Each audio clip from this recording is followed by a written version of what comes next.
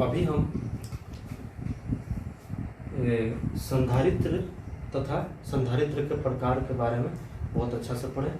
अब जो आगे टॉपिक्स पढ़ना है, जब ये पढ़ लिए तो संधारित्रों का संयोजन। कभी कभी क्या होता है कि बहुत सारा ऐसा कंडीशन आएगा परिस्थिति जिसमें बहुत सारा संधारित्र यानी जिसको कंडेंसर बोलते हैं उसको एक साथ जोड़ा जाता है। तो उसको जोड़ने का कितना तरह का प्रक्रिया बना है तो उसके बारे में हम लोग को पढ़ना है। तो यहाँ पर दो प्रक्रिया बना है संधारित्र को जोड़ने का। एक है श्रेणी क्रम संयोजन, थोड़ा सा आप 10th क्लास में पढ़ के भी आए थे। प्रतिरोध का संयोजन पढ़ के आए होंगे।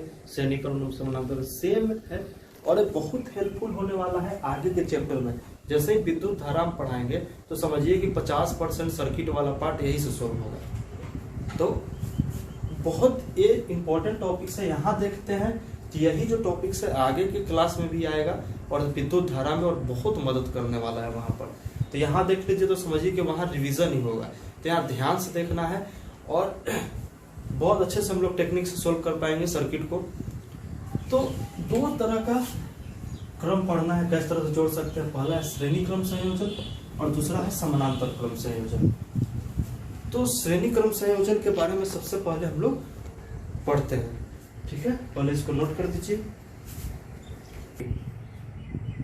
तो अब यहाँ पर पहले हम लोग संधारित्र का एक परिपथ चिन्ह होता है, जैसे मतलब यूज कैसे करते हैं चीज। जैसे प्रतिरोध के लिए आप लोग 10th में देखो ऐसे पढ़ते हैं, ऐसा लिख दिए तो प्रतिरोध हो गया। तो उसी तरह से कुछ चिन्ह होता है। तो संधारित्र का जो चिन्ह है पैरेलल प्लेट्स इस तरह का ही सिंबल मिलता है। तो आपको समझना है कि ये क्या है, संधारित्र है। जैसे प्रतिरोध है वैसे ये संधारित्र है। एक पर प्लस होता है और दूसरा पर क्या होता है, नेगेटिव साइन। तो ये संधारित्र का चिन्ह है, परिपथ चिन्ह। परिपथ में कहीं ऐसा मिलता है तो समझना है कि ये जो है संधारित्र है। तो हम क्या पढ़ रहे हैं, श्रेणी क्रम समायोजन, यानी कि यही संधारित्र, बहुत सारा संधारित्र रहेगा जो श्रेणी क्रम में जुड़ा हुआ रहेगा। तो श्रेणी क्रम कैसा होता है, एक लाइन में एक रेखीय, मान लेते हैं तीन जो है यहाँ पर कंडेंसर यानी कि संधारित्र जिसका धारिता C1, C2 और C3 श्रेणी क्रम में जोड़ा गया, आपको दिखाई दे रहा है। हम इसको खुद से व्यंजक प्राप्त करने के लिए बैटरी सेल, बैटरी का मतलब समझते हैं आप, बैटरी में बड़ा वाला प्लस होता है, छोटा वाला माइनस होता है, इसका कुछ विभवांतर भी है, से जोड़ देते हैं। हम क्या चाह रहे हैं, जैसे कभी कभी परिपथ में क्या होता है, 3 संधारित्र लगा हुआ है। अब हम चाह रहे हैं कि ये 3 संधारित्र नहीं लगा करके एक ही संधारित्र लगा दें, एक, ठीक है, और मेरा काम हो जाए। जैसे कहीं पर 10 आदमी काम कर रहा है, हम एक ही आदमी को लगा दें तो मेरा काम हो जाए। तो ऑलरेडी आपको 10 व्यक्ति के रिस्पेक्ट में वो आदमी का मैन पावर ज्यादा रहेगा। उसी तरह से हम 3 हटा करके कंडेंसर चाहते हैं कि एक ही लगा दें इसके जगह पे। तो ऑलरेडी इसके रिस्पेक्ट में कुछ इसका फॉर्मूला है, मान लो श्रेणी के लिए CS यूज कर रहे हैं।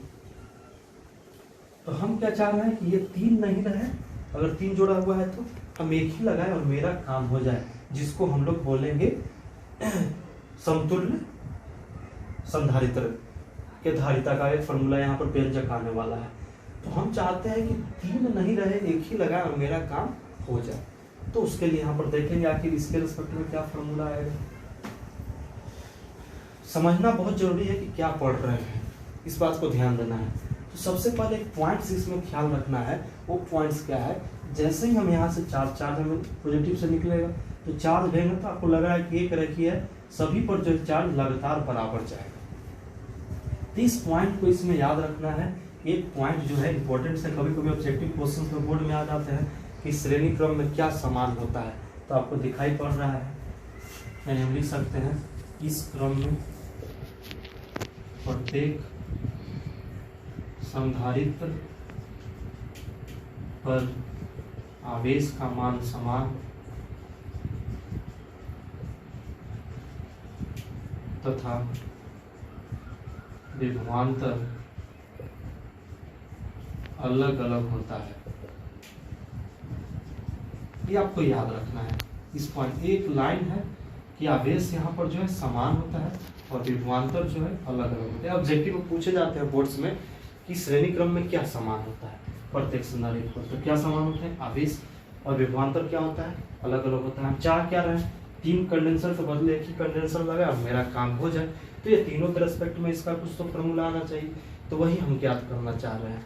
तो ये प्लेट प्लस से जुड़ा हुआ है, प्लस ये माइनस हो जाएगा, ये प्लस ये माइनस हो जाएगा, प्लस और ये माइनस हो जाएगा।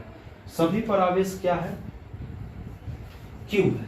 तो सभी पर अगर आवेश क्यू है तो हम यहाँ जो है देखने वाले हैं कि क्या होगा इसका समतुल्य संधारित्र का व्यंजक। तो सबसे पहले इसको नोट किया जाए। तो यहाँ पर अगर हम समतुल्य धारिता के लिए निकालना चाहे फॉर्मूला, तो इस वाले पॉइंट्स को ये मान लेते हैं बी सी डी। अब हम क्या चाह रहे हैं, ए और डी बिंदु के बीच एक ही संधारित्र लगाएं और मेरा काम हो जाए। करना क्या चाह रहे हैं ये समझिए बात को। चाहे 3 कैपेसिटर यानी कि संधारित्र के बदले एक ही संधारित्र लगाएं और मेरा काम हो जाए। तो अगर हम इसका विभवांतर लिखना चाहें वी ए माइनस, तो फार्मूला भी का पता है आपको, क्यू बाई क्या होता है सी। सभी पर आवेश समान है, इस पर क्या लिख सकते हैं क्यू, और इसका धारिता सी पर, उसको फर्स्ट मान लेते हैं। उसी तरह से वीपी माइनस वीसी लिखना चाहें, तो वीपी माइनस वीसी लिखना चाहें तो उस पर भी आवेश समान है। उसी तरह से वीसी माइनस वीडी लिखना चाहें तो उस पर भी आवेश समान है। और अगर इसके लिए लिखना चाहें इस वाले फिगर के लिए, तो V A minus V D आवेश उस पर भी समान है। और सी एस समतुल्य का यानी परिणामी, तीनों के बदले एक लगाने के लिए यूज कर रहे हैं। अब इसको जोड़ देते हैं, इस तीनों समीकरण को, फर्स्ट सेकंड ये कट जाएगा, ये भी कैंसिल हो जाएगा क्योंकि ये प्लस माइनस है। क्या बचेगा, V A minus V D Q by C one plus Q by C two plus Q by C three. अब V A minus V D यहाँ भी है, V A minus V D यहाँ पे है, यूज कर सकते हैं इस फॉर्मूले, यहाँ तक लिख सकते हैं। V A minus V D की जगह क्यू को कॉमन लेते हैं,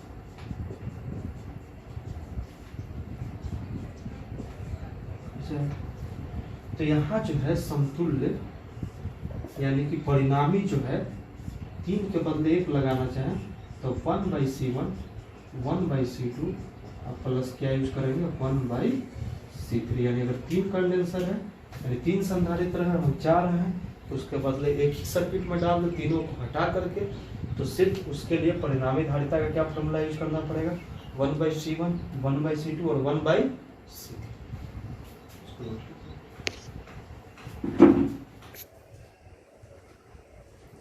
तो अभी हम परिणामी धारिता, ध्यान से सुनिए, परिणामी धारिता का व्यंजक यानी सूत्र ज्ञात कर चुके हैं। 3 अगर 1 by C one plus 1 by C two plus 1 by C three. अब इसी के लिए कुछ अलग अलग फार्मूला जो जहां बताया गया वहां यूज करना है। इससे क्या होगा, बनाने में प्रश्न आसान होगा। आप ऐसे भी बना सकते हैं, लेकिन जो जहां बताया गया फॉर्मूला वो यूज कीजिएगा तो बनाने में आसान होगा। जैसे 2 संधारित्र है तो लड़का बार बार 1 by C one plus 1 by C two करेगा, इससे टाइम ज़्यादा लगते हैं। आप ये फॉर्मूला यूज करना है सीधा C1 C2 बटा C1 प्लस C2। यानी अगर 2 लगे हैं, एक 2 माइक्रोफैराड है, 4 है, इसके लिए ये यूज करना है। ये दोनों को हटा के 1 लगाना है, तो सीधा C1 की जगह 2 रखेंगे, C2 की जगह 4 रखेंगे और 2 प्लस 4 करेंगे। ऐसे ये जल्दी बनता है। अगर n अलग अलग धारिता है तो सीधा कहाँ तक लेंगे, 1 बाई सी एन तक आगे बढ़ा देंगे। n समान अगर है, अगर जिसका मान समान है धारिता का, n समान धारिता लिख लीजिएगा। तो अगर धारिता समान है तो उसके लिए जुड़ते जाएगा और n ऊपर हो जाएगा, तो सी एस की जगह क्या यूज करेंगे, सी बाई एन। तो सब फार्मूला का अपना अपना महत्व है, जो जहाँ पे बताया गया है वहीं पे यूज करना है। इससे आपको क्या होगा, क्वेश्चंस बनाने में आसानी होगा जब प्रश्न आएगा। तो इस बात को ध्यान रखना है क्या बताया जा रहा है। तो इसमें श्रेणी क्रम में क्या ख्याल रखना है, बोर्ड के लिए पहला क्वेश्चन ऑब्जेक्टिव कि श्रेणी क्रम में क्या समान होता है, आवेश अलग क्या होता है, विभवांतर, सभी कंडेंसर में विभवांतर अलग अलग होता है। दूसरा ये फार्मूला, ओके।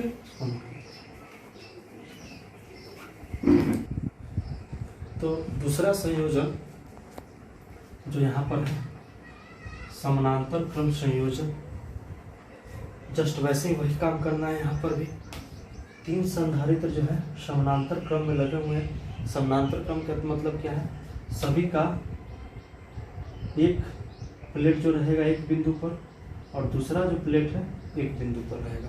कहने का मतलब सभी का धनात्मक प्लेट एक जगह पर एक बिंदु पर और सभी का ऋणात्मक प्लेट एक बिंदु पर जुड़ा रहता है। हम काम क्या चाह रहे हैं, हम चाह रहे हैं 3 कंडेंसर नहीं लगाए, 3 संधारित्र नहीं लगाए, एक ही कंडेंसर लगाए, मतलब एक ही संधारित्र लगाए और मेरा काम हो जाए। जैसे पीछे समतुल्य यानी परिणामी धारिता का फॉर्मूला निकाले।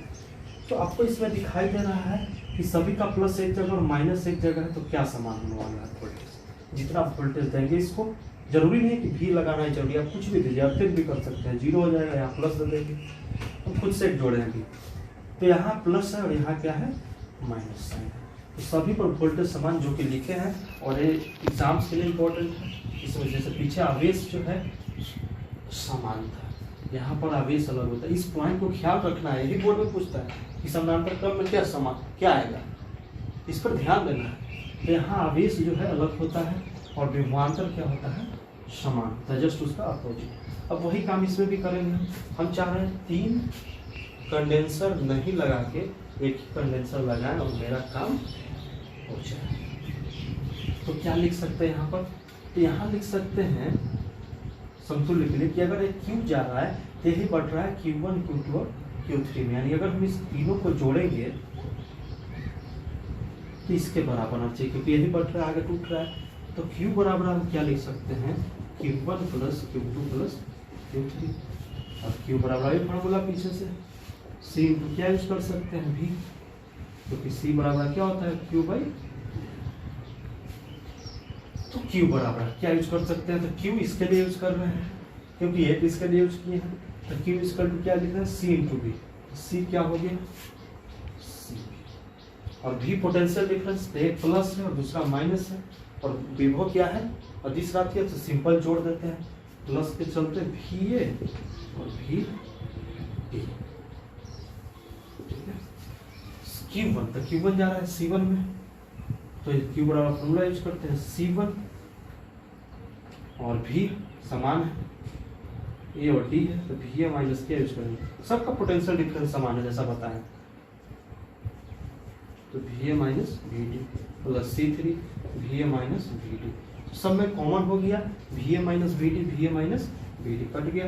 तो ये बहुत ही आसान है, C1 plus C2 plus C3, यानी अगर 3 जो है संधारित्र है यानी कंडेंसर है और हम उसको चाह रहे हैं कि 3 कर रिप्लेस करके 1 लगा दे, यही आगे जो है सर इसी से आगे प्रश्न बनने वाले हैं सर्किट का। तो ध्यान देना, अगर हम 3 की जगह 3 लगा हुआ रहेगा संधारित्र, बोलेगा कि इसका परिणामी या समतुल्य क्या होगा, तो हम उसके जगह 1 लगाना चाहें तो उसका फॉर्मूला क्या होगा C1 plus C2 plus C3। इस चीज को ध्यान देना है। अब इसमें भी वो सारे फॉर्मूला हम लोग डिराइव करेंगे सिंपल सा जो पीछे ये, तो पहले इसको नोट कर लीजिए।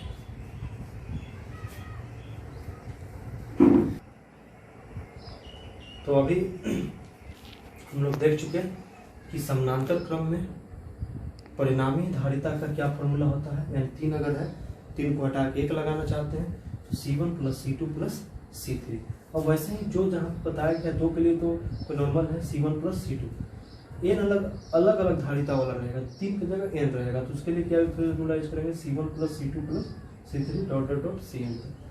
समान रहेगा n से, जो जहाँ बताया गया है उसके लिए आसान रहेगा। जैसे बोलेगा 10 माइक्रोफैराड के 10 कंडेंसर लगाए गए तो 10 इंटू 10 कर देंगे, नंबर 10 है धारिता 10 है, तो इससे आसान होने वाला है, इसलिए फॉर्मूला बताया। तो एक इंपॉर्टेंट फॉर्मूला है यहाँ पर अनुपात CP और बटा CS का n स्क्वायर, यानी अगर समानांतर क्रम में आपको परिणामी पता है और नंबर ऑफ संधारित्र पता है, संधारित्र का संख्या, तो यहाँ आसानी से हम लोग निकाल सकते हैं कि श्रेणी क्रम में क्या होता है उसका परिणामी धारिता।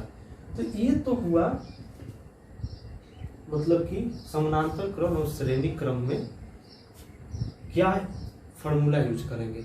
अब जो मेन टॉपिक्स आने वाला है अगले क्लास में कि परिपथ में बहुत सारा संधारित्र लगा हुआ रहेगा, कॉम्प्लिकेटेड सर्किट रहेगा, तो सबको हटा करके एक संधारित्र कैसे लगाएंगे, तो उसके लिए टेक्निक है जो कि अगले क्लास में हम देखेंगे और बहुत इंपॉर्टेंट और बहुत इंटरेस्टेड है और बहुत बार बार बोल रहे हैं ये सेम चीज आगे पढ़ना है विद्युत धारा में, प्रतिरोध में, क्योंकि सिर्फ फार्मूला पलटने वाला है, पढ़ोगे 10वां में ये जो फार्मूला यूज करते हैं परिणामी का ये चला जाता है श्रेणी में और श्रेणी वाली चला जाता है समानांतर में। तो याद करने का प्रोसेस भी है, 10वां वाला अगर भी आपको याद है उलट देंगे, 10th वाला के रेस्पेक्ट में जो समानांतर में श्रेणी में जाएगा, श्रेणी वाला समानांतर में, तो वहां जो सिर्फ फार्मूला बदलेगा लेकिन जो कॉन्सेप्ट है वो समान रहने वाला है सोल्व करने का।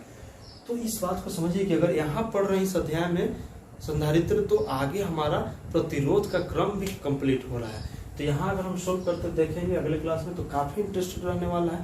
तो मिलते हैं नेक्स्ट क्लास में। ओके, ठीक है, थैंक यू।